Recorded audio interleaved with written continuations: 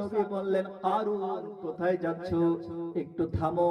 এত সাজসজ্জা হয়ে অপব্যয় করে অহংকার নিয়ে চলাচল করো না।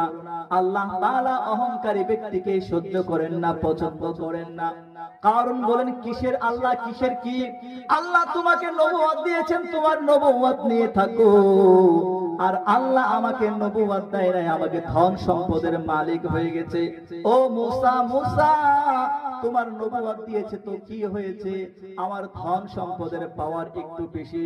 আচ্ছা শোনো শোনো, তুমি তোমার যে রবের কথা বলো, যে রবের কথা বলে বলে আমি কারুনকে ভয় দেখাও, এক কাজ করা যায়, তুমি তোমার রবের কাছে আমার জন্য ধ্বংস কামনা করবে, আর আমি আমার ধন সম্পদের বিনিময়ে রবের কাছে ধ্বংস কামনা করব। দেখবো আমার দোয়া কবুল হয়ে তোমায় আল্লাহ ধ্বংস করে, নাকি তোমার দোয়া কবুল হয়ে আমি কারুনকে ধ্বংস করে। জোরে বলুন নাউজুবিল্লাহ।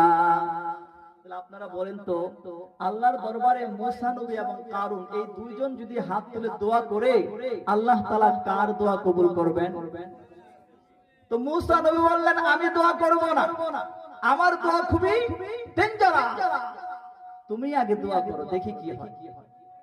কারণ সুযোগ পেয়ে দুইটা হাত ধরে তার রবকে ডাকতে লাগলো যে, রব, আমি এত সম্পদের মালিক, আমি এত এত করি, আমার ধন সম্পদের অভাব নাই, আমার গোলামের অভাব নাই, দাসদাসীর অভাব নাই, তুমি মূসাকে ধ্বংস করে দাও।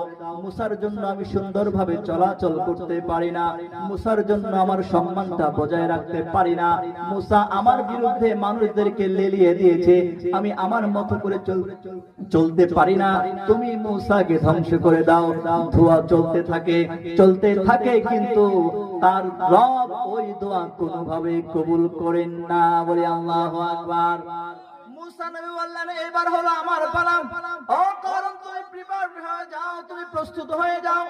মুসা নবী দুইটা হাত তুলে আল্লাহর দরবারে ফরিয়াদ করলেন, আল্লাহ। সবাই জবানটা খুলে বলি তো আল্লাহ, আরেকটু জবানটা খুলে বলি আল্লাহ। মুসা নবী দুইটা হাত তুলে আল্লাহর কাছে ফরিয়াদ করে বলে, আল্লাহ, কারুনকে আমি বারবার সিগন্যাল দিয়েছি, কিন্তু সে আমার কথা শুনে নাই, সে বারবার বাড়াবাড়ি করছে, আপনি রব্বুল আলামিনকে নিয়েও বাড়াবাড়ি করছে। আল্লাহ, আমি বাধ্য হয়ে বলছি, আমি মূসা যদি আপনার প্রিয় বান্দা হয়ে থাকি, এই মুহূর্তে শত শত মানুষের সামনে কারুন এবং তার দলগুলোকে মাটির নিচে হাঁটু পর্যন্ত দাবিয়ে দিন। বলি আল্লাহু আকবার।